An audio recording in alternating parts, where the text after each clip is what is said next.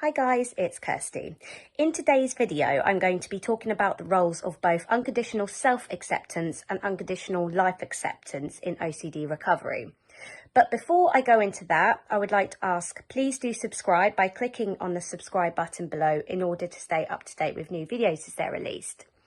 So before I start going into the role of unconditional self and life acceptance in OCD recovery, I'd like to begin by giving a brief overview of what they both are and what they both are not. Now, we do have other videos on this channel which go into a lot more detail about both unconditional life acceptance and unconditional self-acceptance that you can check out to get a more kind of in-depth description about them rather than the brief overview that I'm going to give. I just want to give this overview in order to provide the context for the rest of the video, so talking about why they are applicable to OCD recovery and how we can begin to work on these in order to work towards our OCD recovery. So you may have heard the idea of acceptance talked about by a number of different people or sources in regards to OCD recovery. Some people might refer to it as simply just acceptance. Some people may refer to it perhaps as being radical acceptance. But I will be talking about it in terms of unconditional acceptance because I'm going to be talking about it in terms of how it was taught by Albert Ellis, who was one of the founders of CBT. So Albert Ellis actually founded a type of CBT called Rational Emotive Behavioural Therapy, REBT. So he talks about this in terms of how we can cause ourselves unnecessary emotional disturbances such as anxiety, depression or rage, for example, that cause us to act out of our own best interest, i.e. with addictive kind of behaviours or with compulsions or avoidances or self-destructive behaviours. He taught that if we worked on unconditional acceptance, whether that's life, self or other acceptance, we could bring emotional disturbances kind of down a notch into kind of feelings of more like irritation or concern or sadness rather than extreme emotions such as anxiety, depression and rage, like I said, which can cause you to act kind of outside of your own best interests. He argued that if we're able to kind of bring these kind of extreme feelings down to emotions that are kind of more able, allow us to kind of think more clearly and process things in a more kind of effective way so that we don't act out of our own best interest. So one of the types of acceptance that I will be talking about is unconditional self-acceptance. And I'll be talking about, of course, as I said, the relevance to OCD recovery. So unconditional self-acceptance is essentially being able to accept ourselves as a whole, regardless of what kind of our perceived flaws we may have, and whether those are perceived flaws from the viewpoint of others or ourselves. So it means that just because we maybe don't achieve a specific goal that we've planned for ourselves, or that we don't always act in a completely perfect way, or that we don't have feelings or thoughts exactly how we would want them to be, it doesn't mean we write off our value as a human being in our own entirety. So what we kind of say here is that we don't have to say, I'm completely useless or I'm completely rubbish, I don't deserve to live, just because I don't always live up to the standards that others or myself have set for me 100% of the time. So in this respect, we don't classify ourselves as either good or bad, or we don't say I'm a good person or I'm a bad person. We say I'm a person who has intrinsic value simply for just being a person who is capable of both good and bad acts. You know, sometimes we may act in ways that we're not proud of or that other people don't approve of. But that doesn't mean that we're not also capable of good acts as well. Now, what this doesn't mean, unconditional self-acceptance doesn't excuse us for kind of acts that are necessarily considered, but like it doesn't excuse us for kind of acting in a way that, that harms others or something. It doesn't mean that we excuse ourselves for those things and that we think, oh, well, I love myself regardless. So I'm just going to, I'll act, I'll act in ways that are considered harmful to others, and that's completely fine. What we're saying here is that we can continue to aim to be kind of the person we'd like to be. We can continue to work on our perceived flaws, and we can continue to try not to act, in ways that might cause upset to others. But from time to time, we may make mistakes in the way that we speak to others or something. And, we may hurt our partner by the way that we speak to them. But we don't write ourselves off as a human being because of that and say that we're always hurtful, because we may also speak to them incredibly sensitively sometimes. So what we're saying is we don't write ourselves off as human beings because of the mistakes we make. However, that doesn't mean that we don't continue to strive to aim to, perhaps work on skills that we want to work on, or improve things that we might not like about ourselves. We can continue to work on these things, but we don't want to be writing ourselves off if we don't always manage to kind of reach the standards that we've set for ourselves.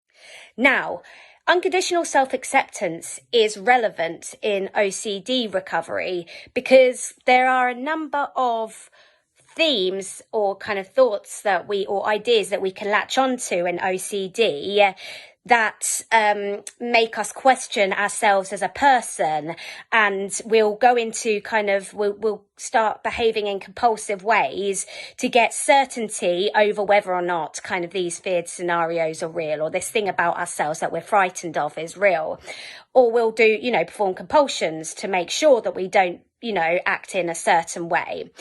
And if we are able to reach a point of unconditional self-acceptance, it better allows us to accept the uncertainty of however small the chance might be of these things being real. Whereas if we don't have unconditional self-acceptance, it means that we think that we're, basically our lives are over if this thing about us is, if this thing that we're fearful of, that we're doing compulsions to try and prevent being the case or find out if it is the case. If we're absolutely petrified of this thing and the idea of, that being us as a person, that means that we're not accepting ourselves regardless of whether, we're completely labeling ourselves as being, our lives are over, or like we're completely bad if this thing about us is true.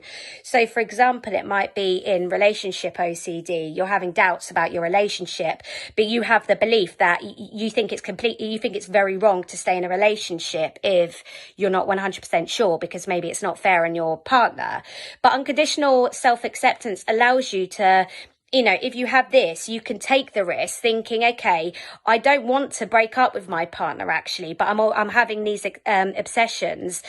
So I'm going to take the risk that maybe I am doing the wrong thing. Maybe I am making a mistake. But if you have kind of worked on unconditional self-acceptance, the idea of taking that risk won't bring you anxiety. It might make you feel a bit low sometimes, or make you feel kind of, concerned about whether or not this thing is, real, but it brings down the level of anxiety. And of course, once we bring down the level of anxiety, we reduce the kind of speed at which we're doing anxious thinking as well, which will quite often include mental compulsions. Anxious thinking will be like going from one thing to another, analysing scenarios in your mind 24/7 if you're anything like I was when I was at my worst with my OCD suffering.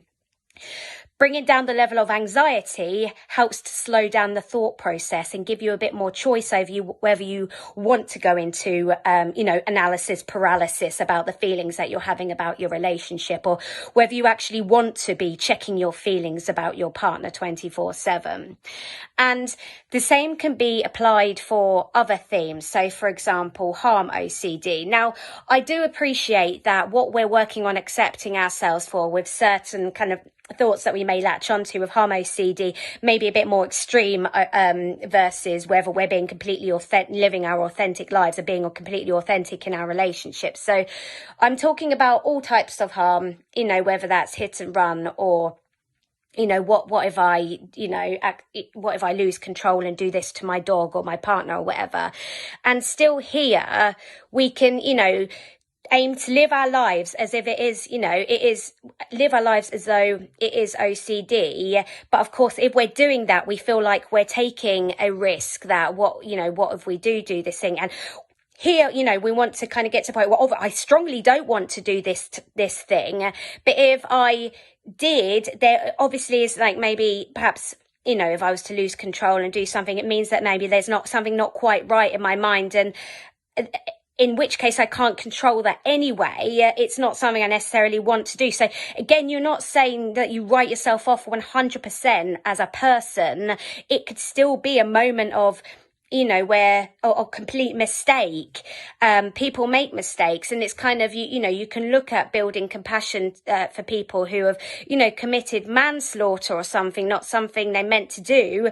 But you could sort of look at that, they might be punished, doing time in prison, etc. And yes, they have accidentally killed someone, but they may have also done lots of good things in their life. They may have done charity work and things, and had decent intentions and various things. So looking to find that kind of compassion, we want to hold compassion for ourselves, because this is our lives, and we, our moment of kind of consciousness that we have on this earth. Obviously, I do appreciate it depends on your religious what your religious beliefs, what you believe surrounding this. But from my perspective, it reached a point where I thought, this is my one life, and I want to back myself and offer myself compassion and aim to accept myself in order to be able to live the best life I can and make the most of the time I have on this planet. But as I said, it doesn't mean that you don't aim to be, to try and act in ways that you would prefer to act, and doesn't mean that you don't aim to kind of be your most kind of live the best life that you can, and treat your partner as well as you can, and all these things. But it means that if from time to time you fall short of this, or in which case with OCD recovery we are kind of needing to accept uncertainty. In order to accept uncertainty, we need to take a degree of risks, and it might be, no matter how small the chance might be, it might be that maybe we are making a mistake and it isn't OCD. But if it most, if we're, strongly believing it's OCD, but not quite sure, we need to be living our life as if it is OCD. And unconditional self-acceptance, as I said, can help reduce the anxiety and kind of also almost depressed feelings as well. Because as I said, if you don't always live up to high standards that you might hold of yourself as a person, you want to still try and, be able to accept yourself rather than writing you off.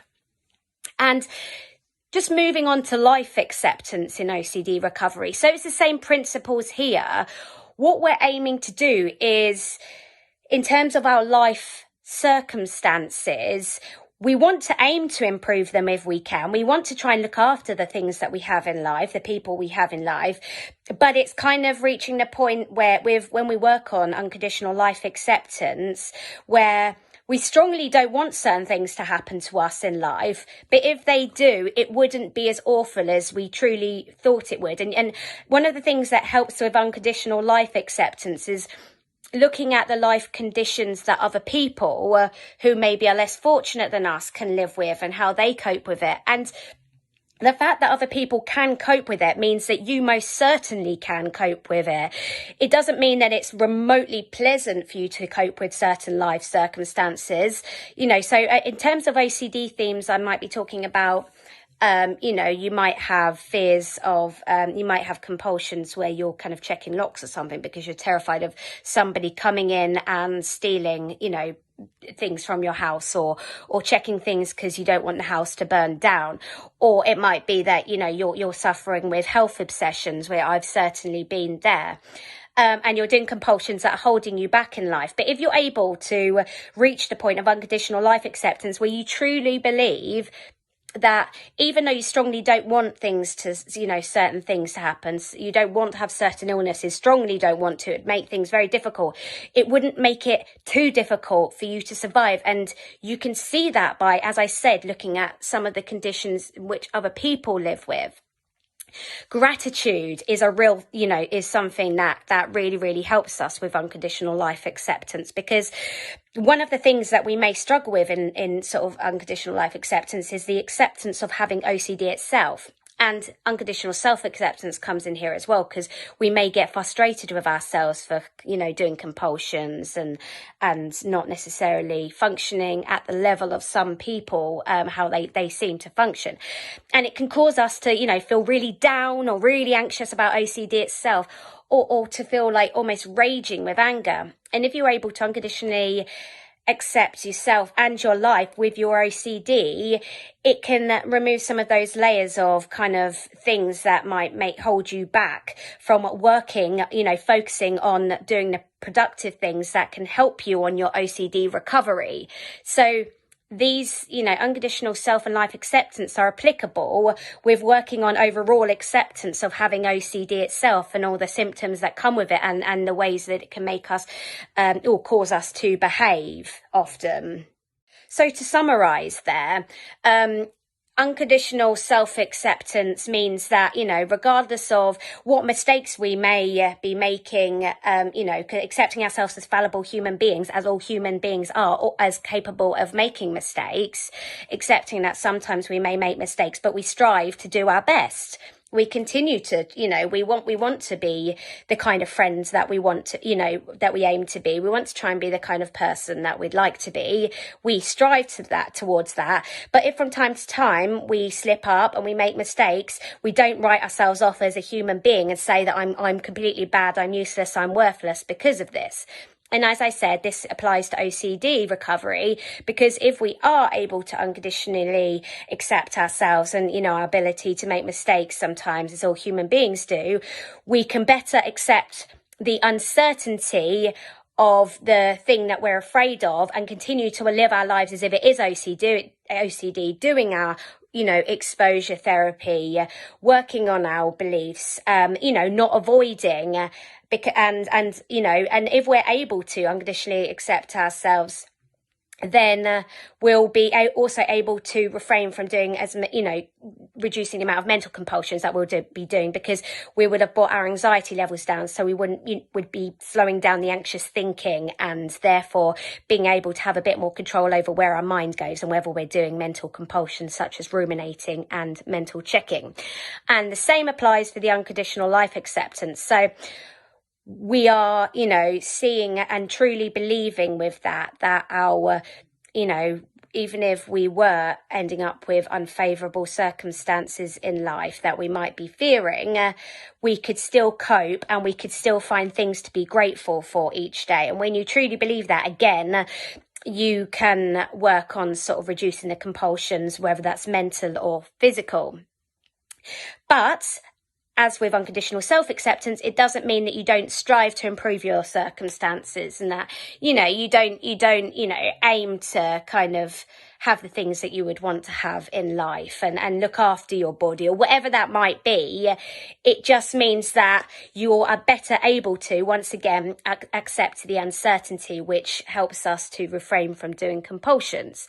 Now, when it comes to disputing, working on unconditional self and life acceptance, this means disputing irrational beliefs that we might hold about the things that we fear. So it might be that we have beliefs that it would be awful if I did this, or it would be awful if my life was like this.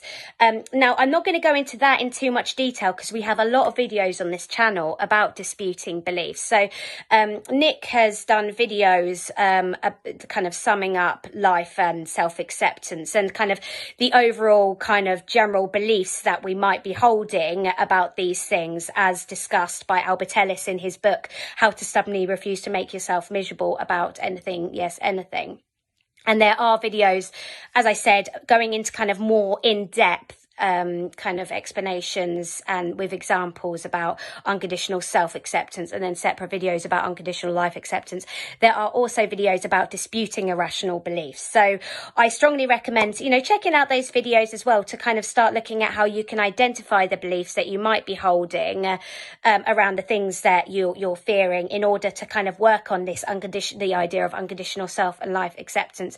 And I would say that as I said at the start of the video, these kind of ideas, this is not specific to necessarily REBT. These ideas are kind of influenced by ancient philosophers such as Marcus Aurelius. You know, people who discuss Stoicism. A huge part of Stoicism is acceptance of things as they are, and again, that means, you know, not necessarily that you don't try and like improve your circumstances, but an ability to accept where we can't change things. And also the Alcoholics Anonymous Serenity Prayer. And sorry if I say this incorrectly, but I know it's along the lines of, Lord, give me the strength to change the things I can and accept the things that I can't change. So apologies if that's wrong how I said. I recommend looking up that serenity prayer, because it's you know, it describes the idea of acceptance well in just a couple of sentences. So what I'm saying here is that the idea of you know, unconditional acceptance isn't specific to just rational motive behavioral therapy by Albert Ellis. You know, there's elements of acceptance that are taught in different types of CBT. So it's not specific here. It's not completely different principles. It's spoken about a lot in mental health recovery. And unconditional self and life acceptance aren't just relevant in OCD recovery. They're relevant for kind of various different types of kind of recovery from difficulty with anxiety, and, you know, also even perhaps, you know, depression. So they are applicable for various different emotional difficulties that we might be having. So also useful are these principles for outside of OCD recovery, outside of mental health recovery. I've been able to apply these principles to different areas of my life in order to kind of better change the things about my life and about myself that I have wanted to work on. Being able to unconditionally accept myself and life better than I was previously, don't get me wrong, I believe it's always a work in progress, has enabled to me to kind of try out new things and you know, that seems like too high a risk for me before, and kind of improve my life outside of my mental health. So I hope this video has been helpful in terms of giving a brief explanation about what unconditional self and life acceptance are and how they are applicable in OCD recovery. And just now, as I've discussed, potentially outside of OCD recovery as well. But thank you very much for watching this video, and take care. Bye.